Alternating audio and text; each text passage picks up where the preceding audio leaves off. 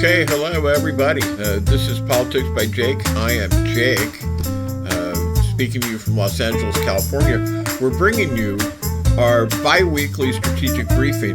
We used to be, for new listeners or for old listeners who are a little confused, used to be on Mondays and Fridays at 7 a.m., now moved to Saturdays and Tuesdays. Saturday is 12 noon and Tuesday is 1 p.m. So that's kind of an important change that I guess I'm going to have to start announcing. And this is the episode for October 14th, 2025. And it is, as I said, 1 p.m. in the afternoon of that date or thereabouts. Sometimes the engineers, they plug in a couple of commercials. But of course, if you're listening to the podcast, you don't experience that. But that is basically what it is. So that's where we're at. And we're bringing you, as I said, this bi-weekly strategic briefing, substantially a comprehensive overview, except that we always run out of time. We never get to everything we want to, and we try to fit things in. And we're actually, part of the show is going to be doing that for when we ran out of time on the last show. And one of the things we do is suggestions on what to do to improve what I think, if you're paying attention, and I know if you're listening to this show, you're almost by definition politically active and paying attention. But suggestions on what to do to improve what is, you just have to say, is a very critical state of the world strategic situation. So here we go for the big picture, for as much of it as we can fit in. We're interested in getting on the world's historical scoreboard every time we can, and helping you to do it. And this is one of the things that we talk about all the time. It doesn't matter who you are or where you are. There's always something you can do to work some kind of an improvement in these, relations. And that is really, again, if you're paying attention, this is the great imperative of the moment, that normal, average, everyday people become active on the critical fronts and have some idea about where their efforts can be most effective. And that's one of the things we do on Politics by Jake. We talk about that. We talk about political education, and we talk about where people can be most effective. And it also helps to know what your abilities are and how you can fit into the big picture. And we help you with that too. And of course, it takes message discipline. It takes political discipline.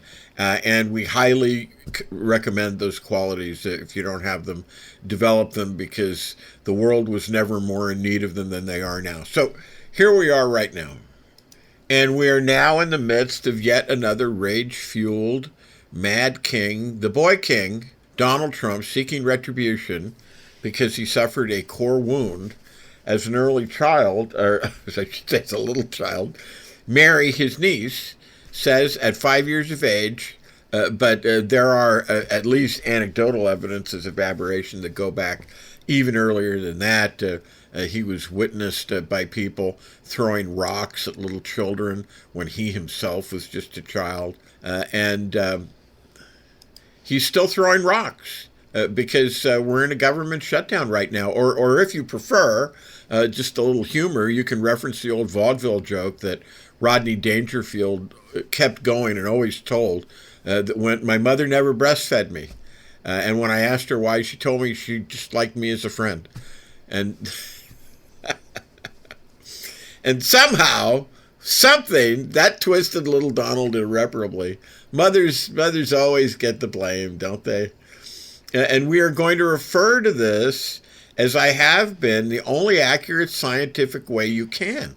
This is a Trump shutdown. It is the handiwork of the Trump regime, with all of its flamboyant, unstable ideologues, all of its malevolent technocrats, with all of its other hangers-on and adventurers and con men and grifters, in many cases, pure reprobates.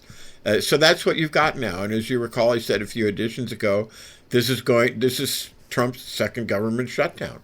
The first one was in his first term. That was 35 days or so ago, or I should say 35 days or so when it happened. And that's where we are now in the second one. But this has been an extremely active week, and we've got to go through And of course, it only seems like 1 week melts into the next. This, the way it goes, the whole question of time is going to be worthy of maybe a broadcast at some point. But we're now here in the midst of this shutdown, and we're in the midst of this developing confrontation. And the big story in the world for the media, of course, is a kind of circus or spectacle around the supposed ceasefire in the Gaza conflict. And naturally, we want to be optimistic if we can, but we retain a deep skepticism about this. I mean, after all, you're dealing with Hamas, and the only way you can describe Hamas is butchers who hate their own people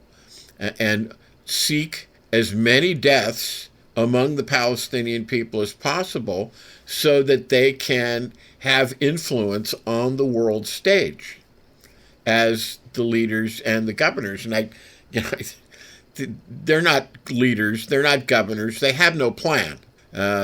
You could argue that Hamas, although I am responsive to, and I will agree, that Hamas was partially created by Israel. But Hamas doesn't govern. They just, they withhold from their own people. They cruelly use their own people. And of course, two, this is complicated by the fact that you're dealing also with an Israeli government that fundamentally does not want peace. And if there's peace, the court might take Netanyahu and send him to jail for the crimes that he's committed. And therefore, the kind of atmosphere we just saw at the U.S. cabinet meeting just now, this last Thursday, a meeting, what shall we call it? Let's call it the Court of Miracles. The Court of Miracles in the White House. And I talked about the one in August. I missed the one in September. Trump's Court of Miracles, I guess, with him playing the role of King of Fools. And it's all adulation. It's all flattery. Pageants of adulation to Donald Trump, and they're just strictly performative, you know. And it's so embarrassing. I must tell you, I have no respect for any of these cabinet members because they have given over their minds and their desires and their sanity and their self-respect to someone who is essentially a buffoon, someone who is essentially a doofus, a poor little rich boy, core wound, as I said, when he was 5 years old. Nobody loved him. Talk to Bandy Exley, go to worldmentalhealth.org, talk to his daughter, Mary. She's got a website too, or I'm sorry, I should say his niece, Mary, who's a clinical psychologist who knows very well. Talk to the 1,000 or so mental health care providers who wrote a letter in 2017 saying, do not make this person the president, who know this very well. And it's all performative. It's all for the adulation and the flattery, which is, you know, almost the only thing that matters to him anymore. And these people are willing to give it to him, and you should therefore take with a huge grain of salt anything that you see them do, because these people have given themselves over. They're no longer their own people. They're mere courtiers. They're actually worse. They're like court jesters. To engage in the adulation and praise of Trump, it's awful. It's just awful to see the American government taken over by such persons, such characters as this. It's just one of the most, and I mean, let me reiterate, it's just one of the most awful and disgusting displays that I've ever seen associated with the American government. This is a man, and this speaks to the reason why the cabinet meetings have to be this way, because this is a man who I would say about 2/3 of the American people at this point, they don't like him. He's a target of contempt. And yet you see this persistent and insistent performative embarrassment. It doesn't even elevate to the word nonsense. It's just an embarrassment. It's shameful. It's a national disgrace. This is what you expect out of a tin pot dictator in a 2-bit banana republic or some Middle East. Saddam Hussein did this. He conducted his affairs this way. Do you think this is good? Do you think this is right? Do you think that the American government should be a tableau and a stage for such performative, such unashamed, unembarrassed humiliation of others at the expense of this doofus, this man-child, this mad boy king? I mean, come on. At this point, let me step off my soapbox here. We'll take a break, have a couple of commercials, and then we'll be back. This is Politics by Jake. And now here's a word from one of our sponsors, Twain Consulting. Hi, this is Jake with Twain Consulting. Let's be blunt, shall we? America is litigious. It's unstable, and it's financially weaponized. If your name is on everything you own, you're a sitting duck. At Twain Consulting, we help you vanish legally, ethically, and permanently. From land trusts to layered LLCs, we teach you how to restructure your assets so the predators can't see them and can't touch them. This isn't a loophole. It's a strategy that the wealthy have used for decades. Isn't it time you got the same protection? Call Twain Consulting at 805-380-5699 or visit us online. Protect what's yours before someone else claims it. And now let's get back to Jake and Politics by Jake.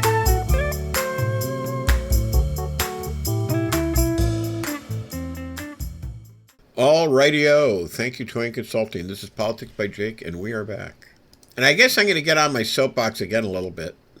And I want to talk a little bit more about this Court of Miracles, as I call it, in the White House, this pageant of adulation. Trump's Court of Miracles, him playing the role of the King of Fools. And as I said, it's all adulation. It's all flattery. It's based, honestly, you can go back to Shakespeare. Those of you who know your Shakespeare, I guess you could look at the first scene of King Lear. As I've pointed out, King Lear, where King Lear says, and King Lear is, and the little rocket man of North Korea called him a dotard or a dotard, which means someone in their dotage. And someone in their dotage is old, they're losing their mind. And it was just intended as that way. And of course, Trump just, sloughs it off. I'm not even sure he knows what the word dotard means. King Lear says to his daughters, he's got 3 daughters. And he says, which one of you loves me the most? And they have to compete.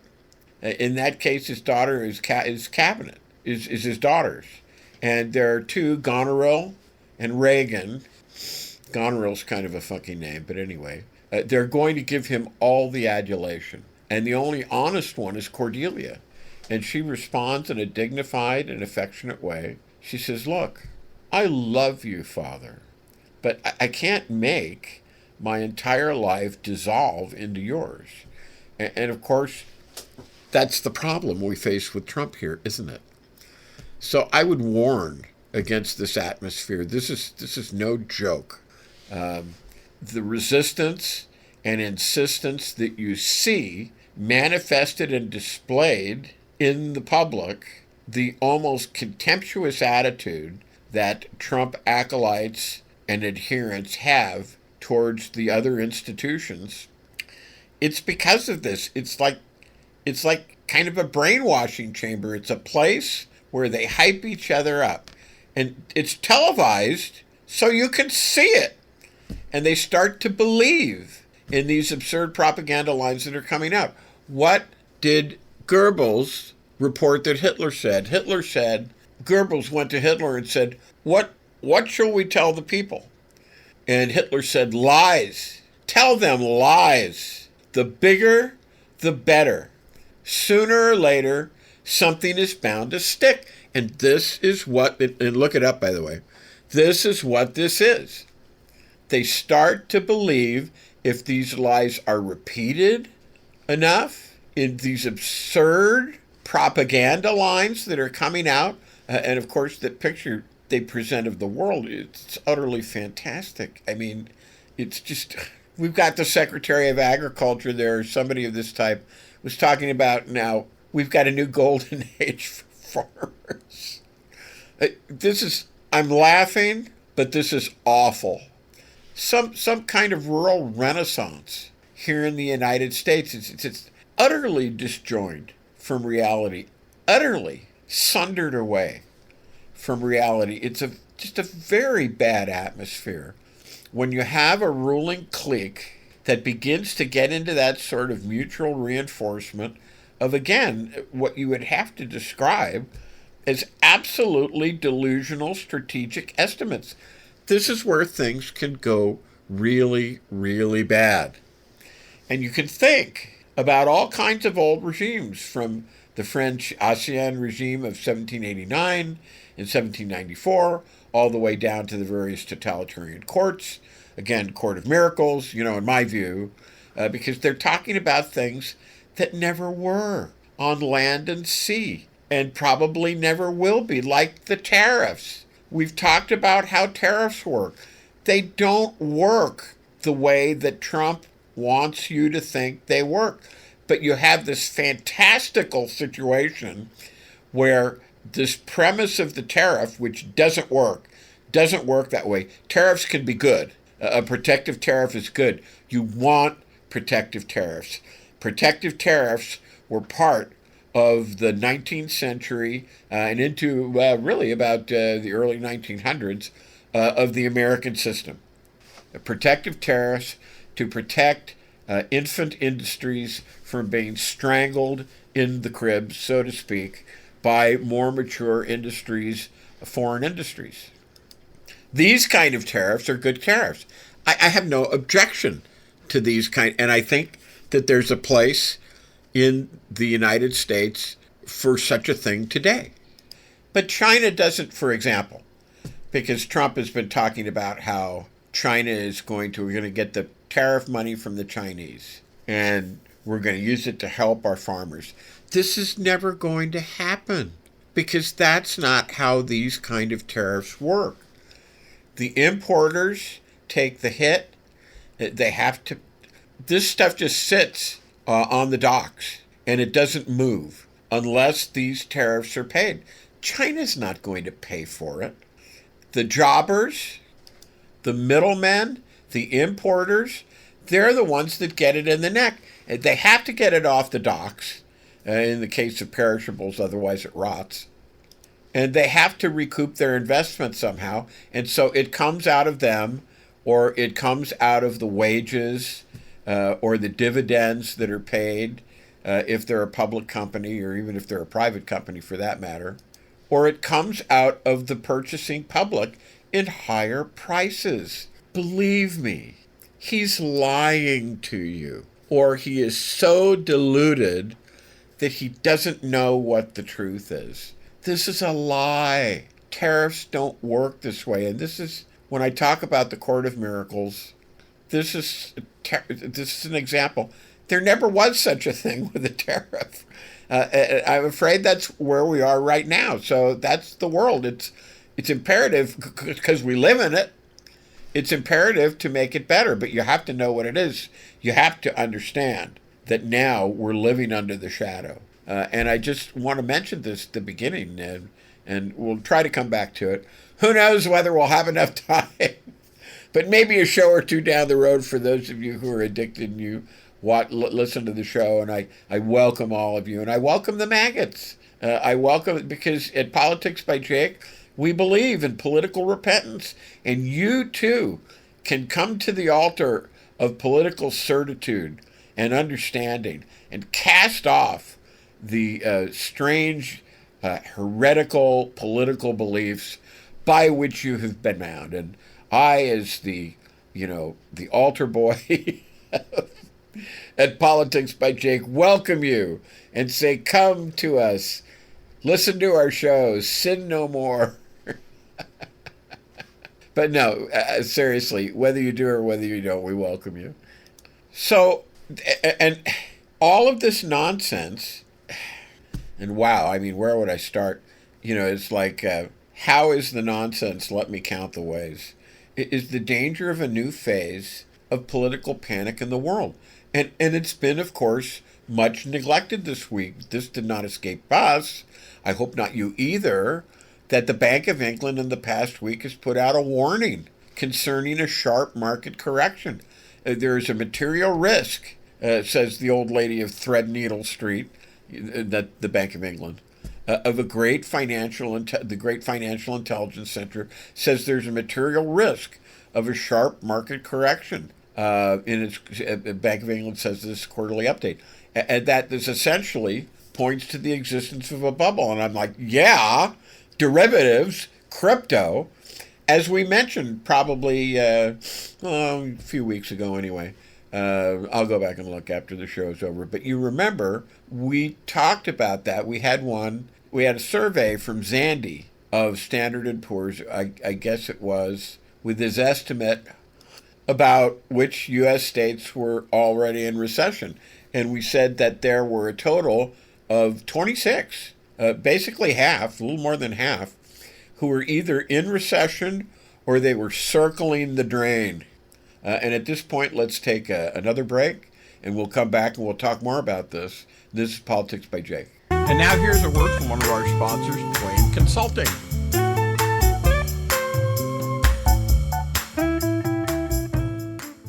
Hi, this is Jake with Twain Consulting. Imagine, if you will, having the power to disappear from the prying eyes of creditors, identity thieves, nosy strangers, all while protecting what you've worked so hard to build. That's what virtual invisibility offers. It's not magic. It's smart legal and business strategy to shield your assets and privacy so you can live free, confident, and in control. Most people think that asset protection is only for the ultra-wealthy, but it's for anyone who wants peace of mind and financial security, including you. Don't wait until it's too late. Take control now. Call me at 213-465-0639 or go to facebook.com/Twain Consulting to learn how virtual invisibility can protect you and your family, because when you're invisible to risk, you're unstoppable. Now let's get back to Jake and Politics by Jake.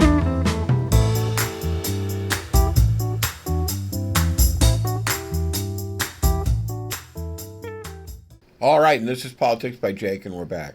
So we were talking about the debt situation of recession, and we had another group that was talking about the debt situation in the various U.S. states, and my conclusion was, now that we're in the age of unleashed, unbounded, promiscuous crypto, which is nothing, it's smoke and mirrors, derivatives, similarly, bets on bets. Just the most tenuous and unlikely of investments that promotes the idea of the greater fool theory of economics and the stock market. And the greater fool theory, by the way, it's a way of explaining why people buy overpriced assets, or assets that are essentially con jobs and insubstantial. And the idea, it's simple. You can pay too much for something, real estate, stocks, crypto, tulips, because there was a tulip bubble at one time, hundreds of years ago, because you're betting that someone else, the greater fool, will come along and will pay even more. It's not about value. Derivatives are not about value because they're smoke and mirrors. Crypto, even more so. It's completely insubstantial. So it's not about value. It's about momentum and timing. Prices rise not because the thing is truly worth it, but because people believe there will always be another buyer willing to step in, and the game works. Until it doesn't. Once no greater fool can be found, the bubble pops, and the last buyers hold the bag, and that's what happens. It's essentially musical chairs playing with money. The music is greed. The chairs are scarce, and when it stops, someone's left standing. So, we could be in the danger zone, and you could be looking at, obviously, a market break. But you could be looking at some kind of, this would be worse. It would be bad if it was a market break. You could be looking at some kind of systemic crisis. And I think that's what we're headed for. Because this economy now, despite what they say in, the latest court of miracles in the cabinet, right, that essentially the word from Trump is, you never had it so good. I'm afraid that's far from reality.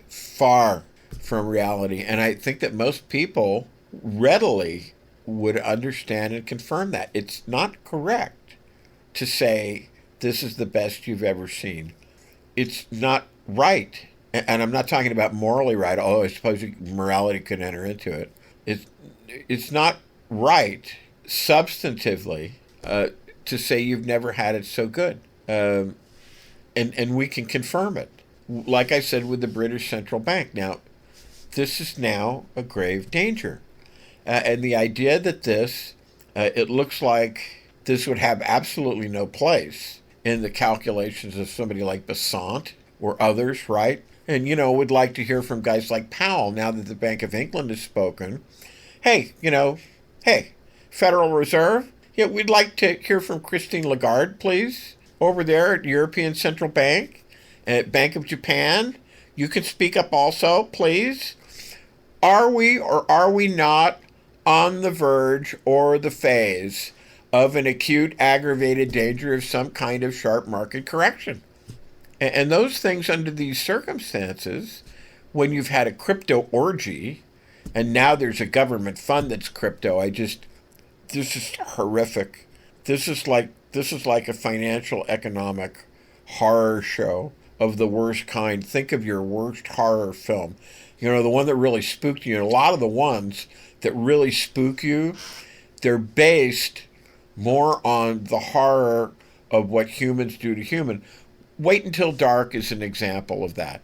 It's an excellent movie. Audrey Hepburn in the not the title role, but the female protagonist, and it's horrific, and yet it's the evil that men do. There aren't any monsters that have acid for blood and big razor teeth and a mouth inside a mouth, and there's nothing like that. But it's horrific. Nevertheless, you've got this crypto orgy. You've got this derivatives orgy going on. You've got deterioration, especially in manufacturing employment. 6 months, 8 months now into Trump land, you've got a continuous decline in manufacturing jobs. And that's on the other side of the ledger, right? The diverging, the scissors that are opening up between the falling level of real production, tangible physical production on the lower part of the scissors, and then the financial aggregates. And again, crypto is the most truly and derivatives are bad, don't get me wrong, but crypto is absolutely insane. It is the most obscene example. But it's got all kinds of hostile leverage buyouts, financial swindles, and of course, like I said, derivatives. Hundreds of trillions of dollars. Purely parasitical. So when you get that kind of yawning gap between real production on the bottom, tangible, physical, commodity, manufacturing, mining, agriculture, that's the lower one. That's the lower tier scissor. And the other one is practically vertical in terms of the cancerous growth of financial speculation. That's when you have to hold on to your hat. And hopefully we'll have enough time in the show to get to that. Now, we're kind of in mid-segment here, but I wanted to talk about something that I started several shows ago, and it was basically an enumeration of the ride, the wild Mr. Toad's wild ride, Mr. Trump's wild ride that we've been on since he took office. And I talked about this a few shows ago, but I didn't get to finish, and I want to finish because it's been bothering me. So let's pick up again. We had February. We're going back to 17th of February. And you have people who are saying nobody's standing up. No, people are standing up. You've heard me say that the civic institutions, the civic society, the United States has the strongest anti-fascist civic society in the world. And it's ad hoc. It's just people are against fascism. This is the thing that's going to save the United States. So we had the 17th of February. February had the Not My President. Now we have the same group. Again, we're not endorsing the ideology of various component groups because that's getting off on what we need badly is a united front. So the hands-off demonstration. The estimate, I think, put forth by the organized, I wish they would do this more, 5.2 million people in the streets during the beginning of April. And of course, we're going back now and recounting the things that have happened. It's unfortunate that we had people who really ought to have been acting like the leaders of the Democratic Party, which they easily could be. Governor Whitmer of Michigan hit her face at the White House because she had declined the path of militant opposition to this regime. I hope she reconsiders, because she would be a valuable addition to a future Democratic government, and not too far in the future, by the way. 2026, right around the corner. And now, in the meantime, we've got the purging of the Office of the Director of National Intelligence. This is now Tulsi Gabbard. You don't hear me talk about her much, but there was a group in there called the Foreign Malign Influence Center.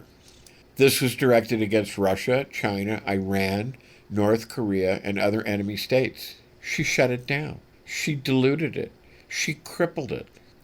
April 25th, the State Department ended the Global Engagement Center.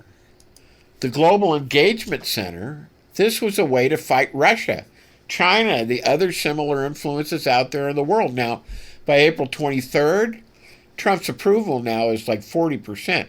He's not as powerful now as he was at the beginning. And now on April 23rd, that's already 40%. That's quite low. This was the worst collapse in presidential polling in the 21st century. And at this point, let's take another break. It was Politics by Jake, and we'll be back. And now here's a word from one of our sponsors, Twain Consulting. Hi, this is Jake with Twain Consulting. Let's be blunt, shall we? America is litigious. It's unstable, and it's financially weaponized. If your name is on everything you own, you're a sitting duck. At Twain Consulting, we help you vanish legally, ethically, and permanently. From land trusts to layered LLCs, we teach you how to restructure your assets so the predators can't see them and can't touch them. This isn't a loophole. It's a strategy that the wealthy have used for decades. Isn't it time you got the same protection? Call Twain Consulting at 805-380-5699 or visit us online. Protect what's yours before someone else claims it. And now let's get back to Jake and Politics by Jake.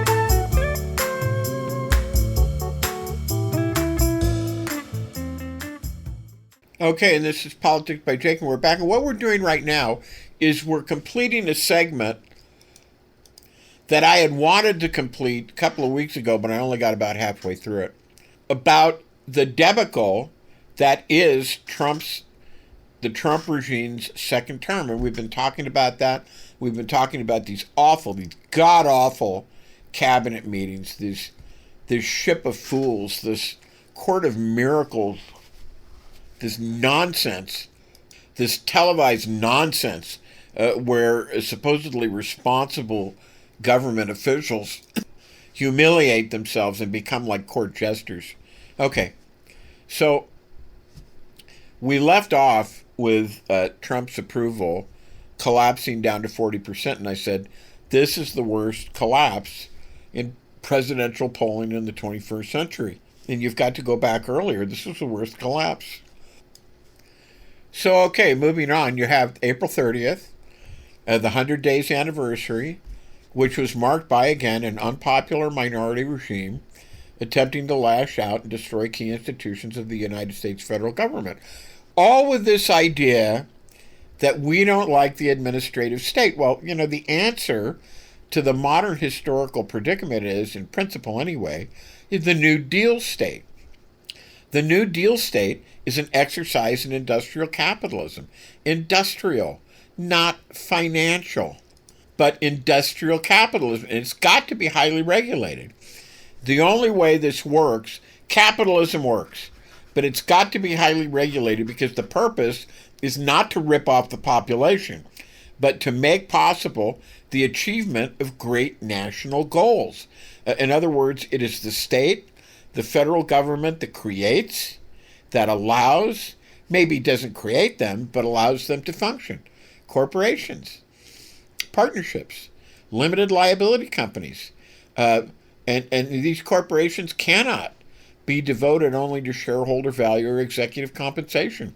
There's got to be a public interest, a national interest, and above all, national defense. So that can include defense against possible future biological warfare, which RFK, seems to have forgotten about this, but we've got all this. So 100 days on April 30th, at the beginning of May, Bondi tells Trump, or Blondie as I like to call her, because I think it suits her, according to the reports in the Wall Street Journal, that Trump, is in the Epstein files. And the response by Trump is, I guess, let's go crypto.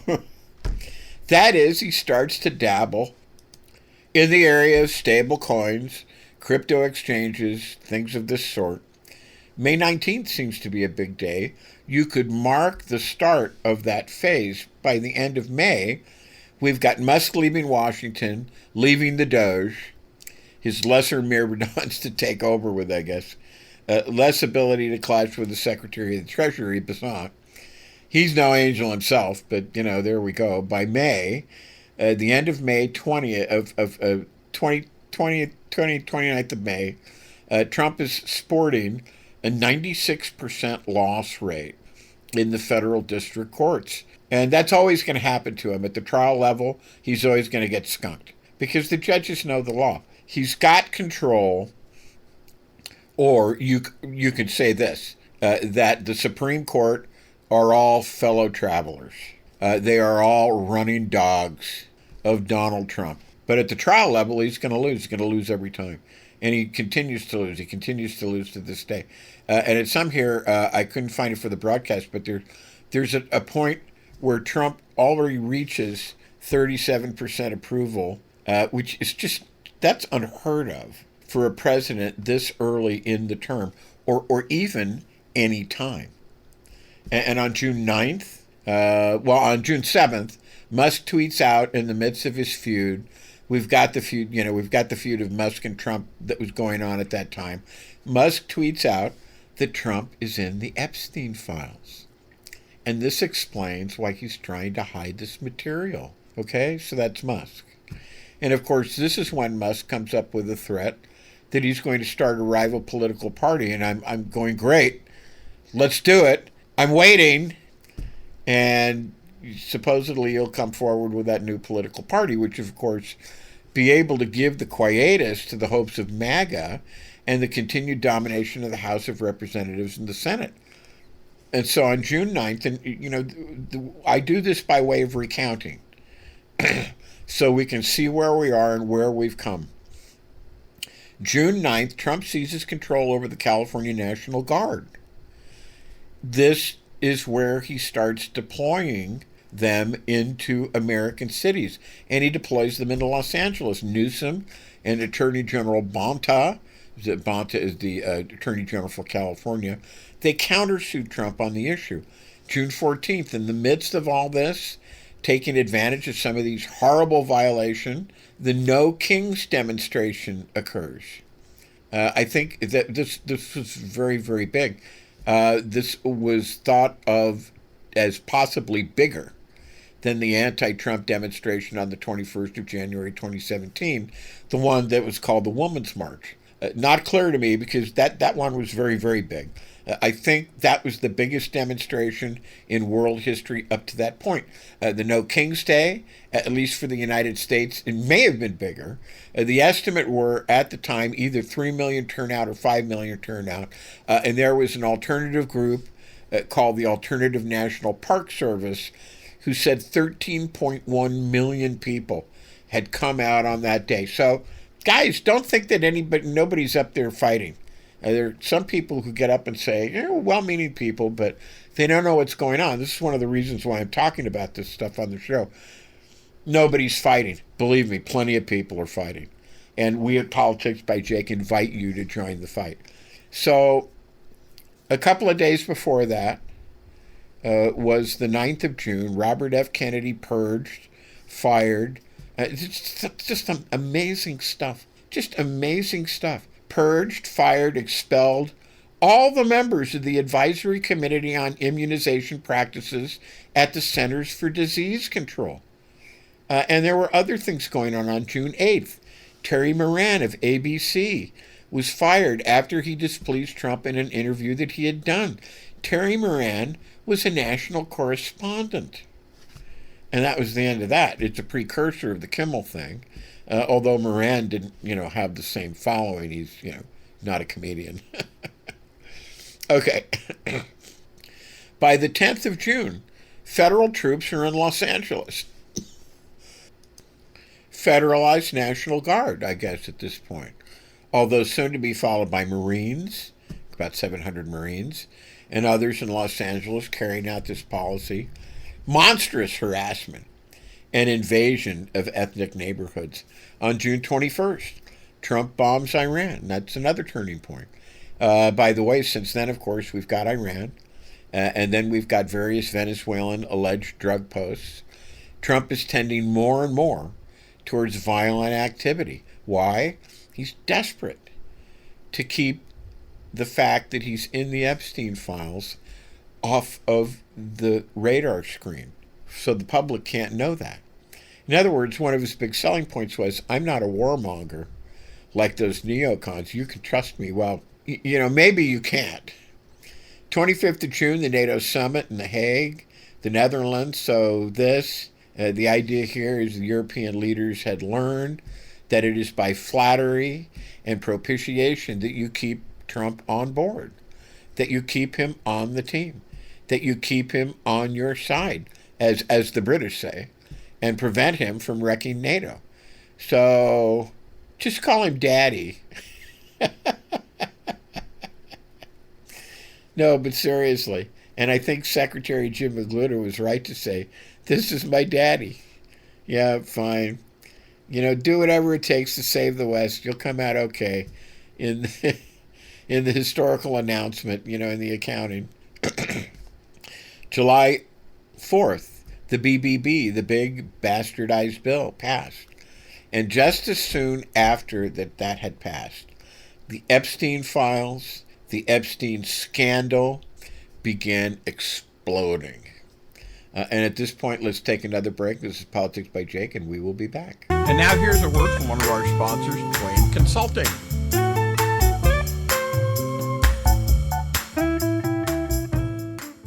Hi, this is Jake with Twain Consulting. Imagine, if you will, having the power to disappear from the prying eyes of creditors, identity thieves, nosy strangers, all while protecting what you've worked so hard to build. That's what virtual invisibility offers. It's not magic. It's smart legal and business strategy to shield your assets and privacy so you can live free, confident, and in control. Most people think that asset protection is only for the ultra-wealthy, but it's for anyone who wants peace of mind and financial security, including you.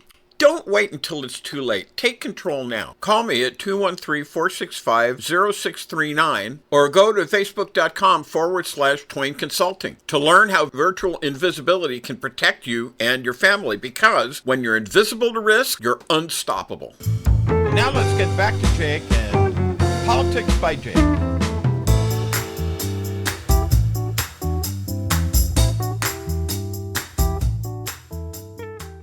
And this is Politics by Jake, and we're back. And we're talking about how the Epstein files, just after July 4th, the Epstein scandal began exploding on July 7th. A memo comes out of the FBI that the Epstein case is closed, that there are no further prosecutions based on the Epstein file, and that's Kashyap Patel, him of the goggly eyes, and that Epstein did, in fact, commit suicide. This leads to an explosion between July 11th and 12th.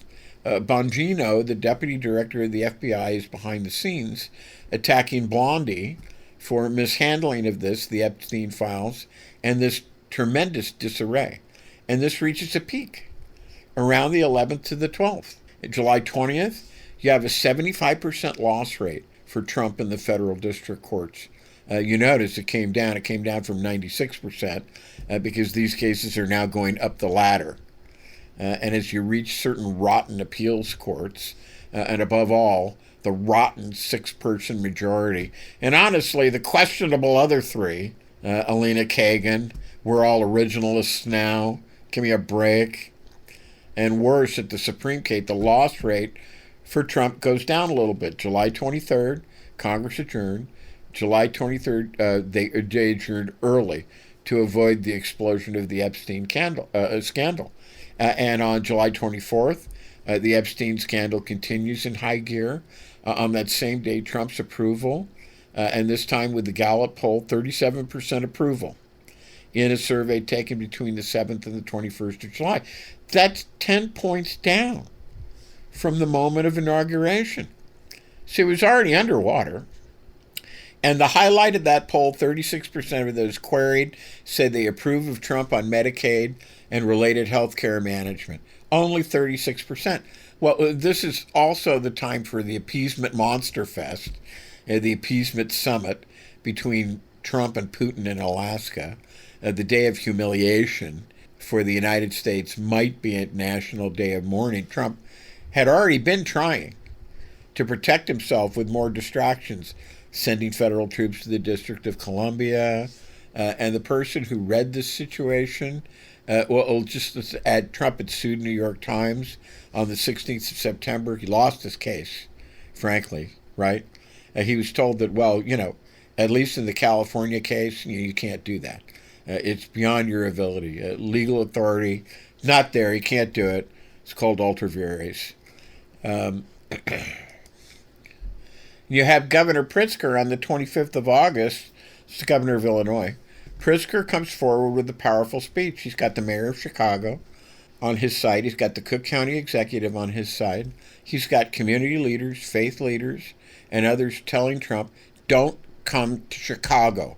We don't want you. And while that's something that has stood the test of time, because this is one of the main points. You threatened to take over Chicago, and then he didn't do it. And at this point, we get this wonderful phenomenon of grand juries in the District of Columbia rebelling against the accused dipsomaniac, Janine Pirro, alleged, and they won't indict. So they won't indict these ham sandwiches anymore. And in the middle of that also, on August 22nd, Bolton's home is suburban Maryland. Isn't this amazing that this is all going on? And we're not even a year into this guy's administration yet. On August 22nd, Bolton's home, John Bolton's home in suburban Maryland.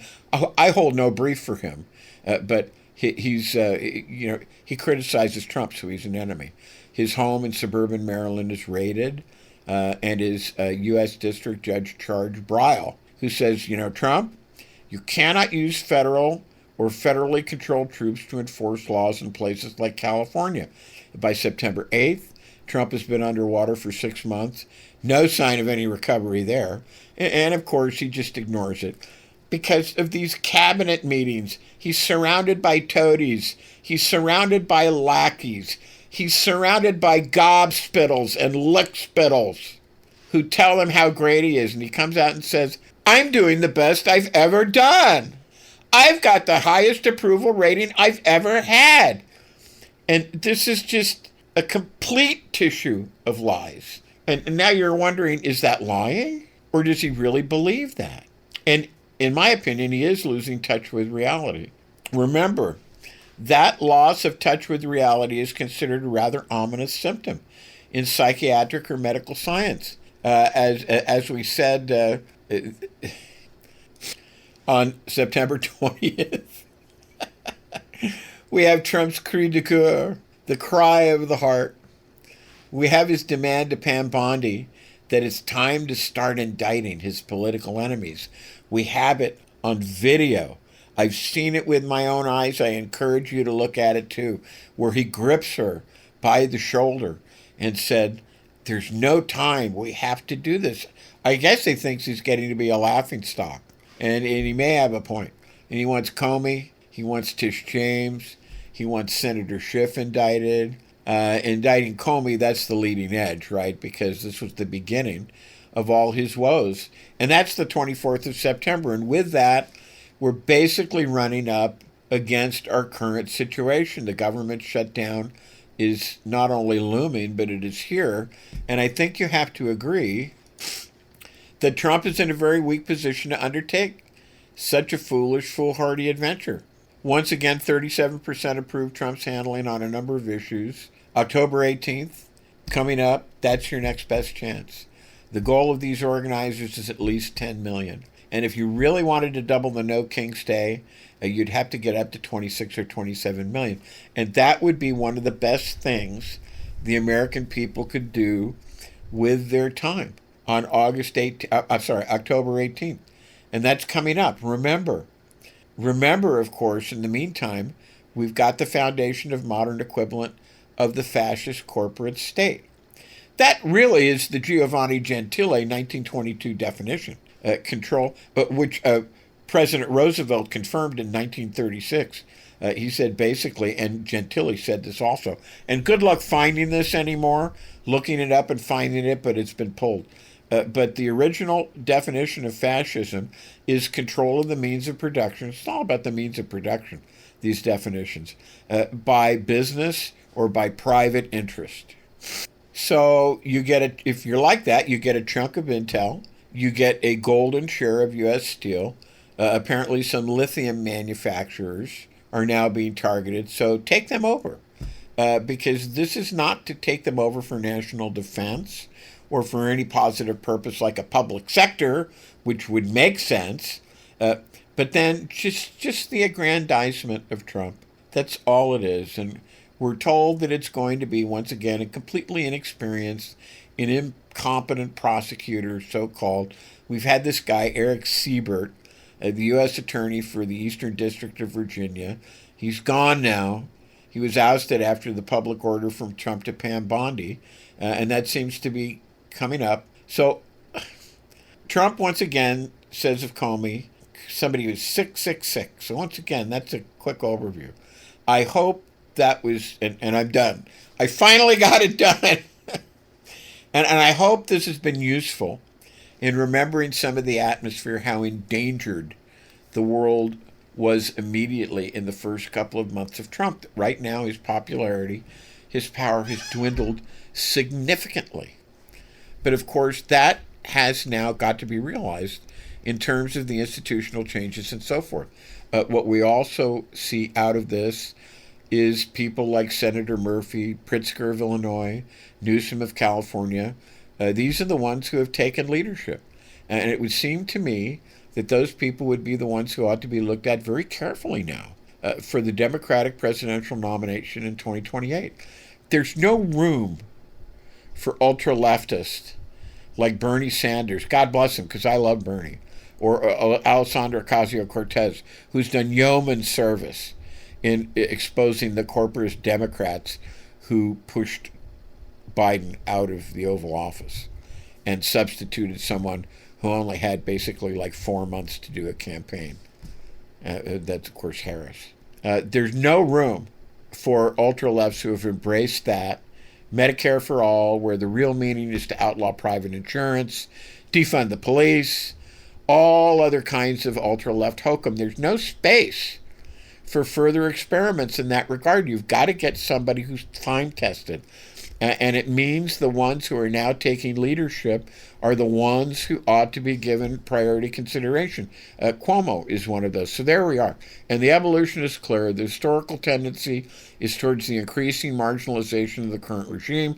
I therefore urge people of goodwill in the United States and around the world to contribute whatever they can to the political changes that are now needed to right the ship of civilization, to open the perspective of economic development and pacification in the years to come. So it depends on, for example, defeating Putin. The Gromov plan for Ukraine. Gromov was the general in Afghanistan who basically just said, we're leaving. And he led his troops, he led the whole Russian army out of Afghanistan. That's what needs to happen in Ukraine. I don't think it's going to happen because of Eurasianism, because of Duginism. We talk about these on the show.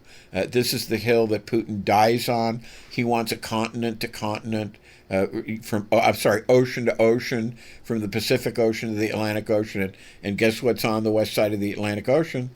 France, That's what he wants. Watch my videos. on youtube.com/@politics by Jake.